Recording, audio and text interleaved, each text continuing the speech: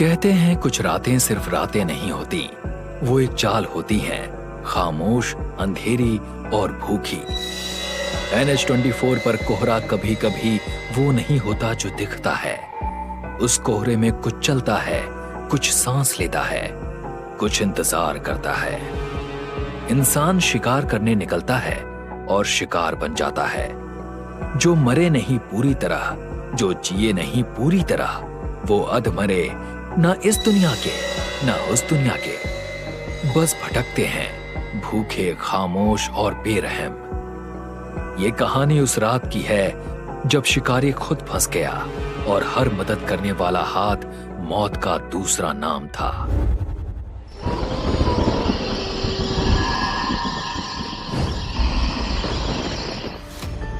एक जवान लड़की राधा सुनसान सड़क पर चल रही है। सड़क पर उसके अलावा और कोई नहीं होता। चलते चलते उसे पीछे से एक ट्रक के आने की आवाज सुनाई देती है। राधा पीछे मुड़कर देखती है। एक ट्रक उसकी तरफ आ रहा होता है। वो ट्रक को रुकने के लिए हाथ से इशारा करती है। ट्रक चालक देव उसके पास ट्रक रोकता है और खिड़की से बाहर झांककर उसकी तरफ देखता है। क्या मुझे आप शहर तक छोड़ सकते हैं? मैं अकेली हूँ।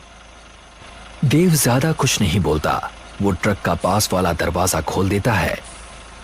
राधा जल्दी से ट्रक के अंदर बैठ जाती है। इसके बाद देव ट्रक को आगे बढ़ा देता है। राधा ट्रक में चुपचाप बैठी रहती है। उसका चेहरा थोड़ा उतरा हुआ और परेशान लग रहा होता है। वो बस सामने सड़क की तरफ देखती रहती है।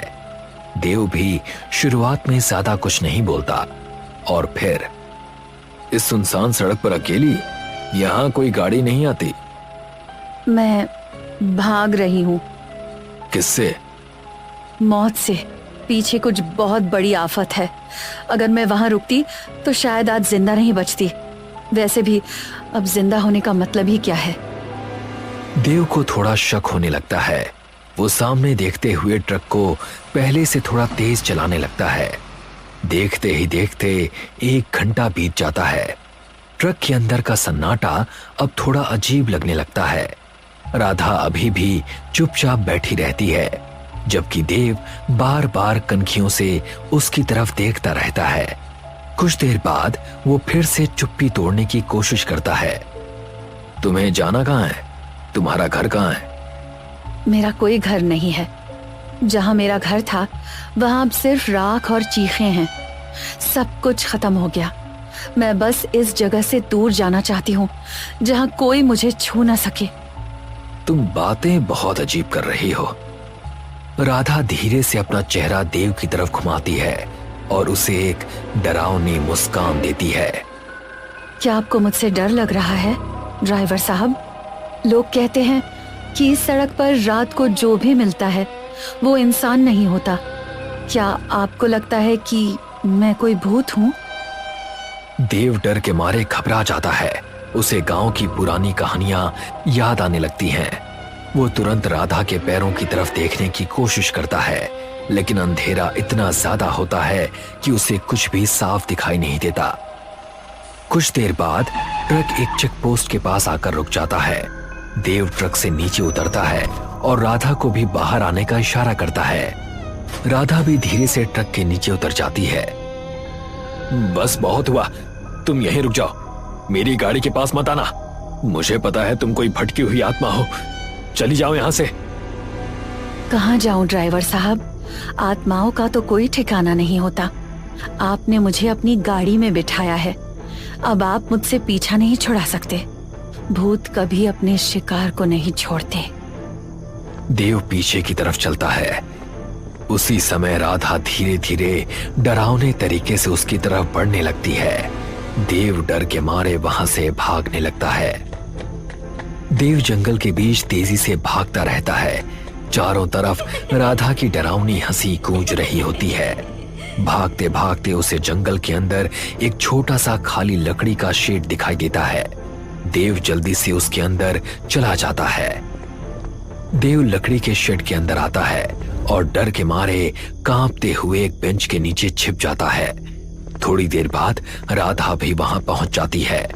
वो झुककर बेंच के नीचे देखती है और देव को वहां छिपा हुआ पाती है। देव बुरी तरह से डरा हुआ होता है। राधा का चेहरा बहुत डरावना लग रहा होता है। उसके चेहरे पर काला कीचड़ लगा हुआ है। डरते हुए देव अपनी जेब से एक धातु का ताबीज निकालकर राधा की तरफ बढ़ाता है। दूर रहो, मेरे पास भगवान का पवित्र ताबीज है, तुम मेरा कुछ नहीं बिगाड़ सकती। ऊपरी हवाएं इस ताबीज के सामने टिक नहीं पाती। ताबीज? क्या सचमुच आपको लगता है कि इस लोहे के टुकड़े से? तभी राधा को शेड के अंदर एक बहुत गंदी बदबू महसूस होती है। वो बदबू सड़े हुए मांस जैसी लग रही होती है। राधा इधर उधर देखने लगती है, लेकिन कुछ ही पल बाद उसे पता चलता है कि वो बदबू किसी और से नहीं बल्कि खुद देव से आ रही होती है। ये कैसी अजीब बदबू है, जैसे कोई सड़ी हुई लाश। और ये तुमसे क्यों आ रही है? अचानक देव के चेहरे के भाव पूरी तरह से बदल जाते हैं। राधा घबराकर थोड़ा पीछे हट जाती है। तभी देव बेंच के नीचे से बाहर निकलता है, राधा के सामने खड़ा हो जाता है और ताबीज दूर फेंक देता है। कुछ ही पल में उसकी त्वचा हरी दिखाई देने लगती है और उसकी आंखें पूरी सफेद हो जाती हैं। अब उसका रूप बिल्कुल डरावना और शैतानी लगने लगता है। अब सब कुछ बदल चुका होता है। तभी पता चलता है कि असली भूत आखिर कौन है। डर गई? तुमने बहुत खेल खेला, अब ये एक खेल मेरा। मुझे और मेरे गांव वालों को बहुत भूख लगी है और अब तुम्हारा ताजा शरीर हमारी भूख मिटाएगा। देव अचानक राधा की तरफ झपटता है। राधा किसी तरह खुद को बचाती है और वहां से भाग निकलती है। राधा जंगल के बीच तेजी से भागती रहती है। वो वापस ट्रक की तरफ जाने लगती है।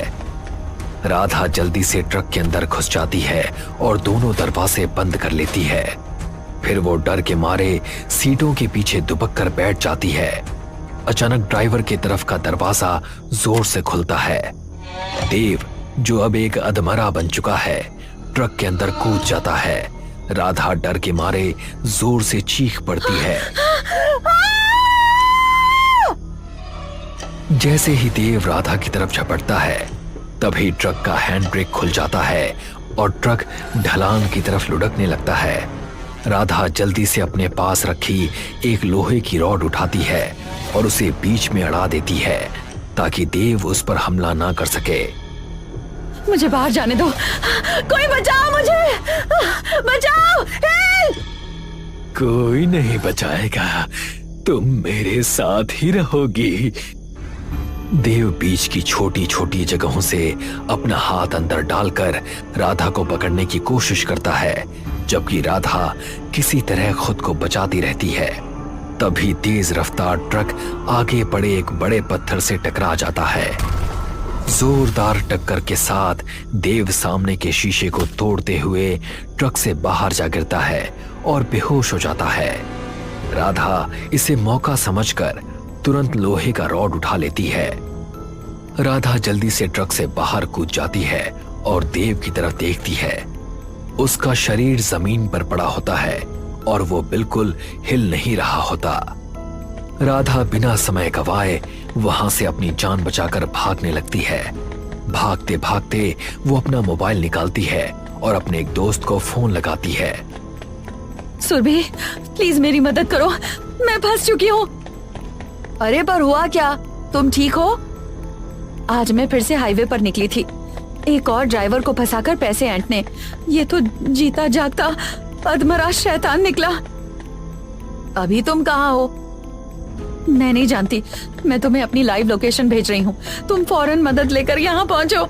हाँ ठीक है। मैं उसकी दोस्त अपनी बात पूरी ही करने वाली होती है कि तभी एक कार राधा को जोर से टक्कर मार देती है।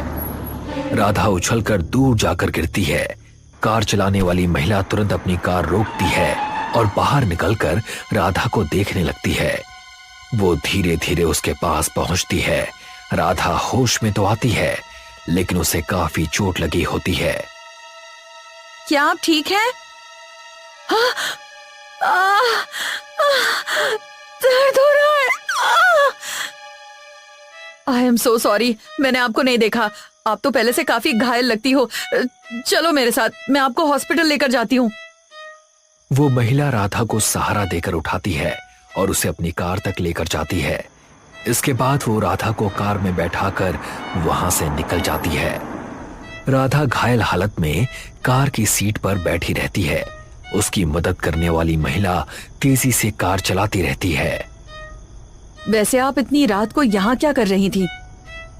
कुछ नहीं, आप बस जल्द से जल्द यहाँ से गाड़ी निकालिए। ये जगह ठीक नहीं है। ठीक नहीं है मतलब? यहाँ पास ही के एक गांव में शायद कोई बड़ा केमिकल ब्लास्ट हुआ है, जिसकी वजह से वहाँ के लोग अधमरे राक्षस में बदल गए हैं। क्या सच? हाँ। अच्छा, वो कैसे दिखते हैं? उनका चेहरा बिल्कुल हरा है, शरीर में काफी निशान हैं और वो आम इंसान से ज्यादा ताकतवर हैं। पर तुम ये सब क्यों पूछ रही हो? ये रास्ता तो शहर का नहीं लगता। वो इसलिए क्योंकि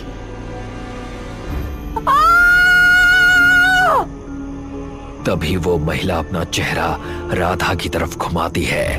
उसी पल पता चलता है कि वो खुद भी एक अधमरी होती है। वो अचानक राधा पर झपट पड़ती है और चलती कार के अंदर ही उसे मार डालती है।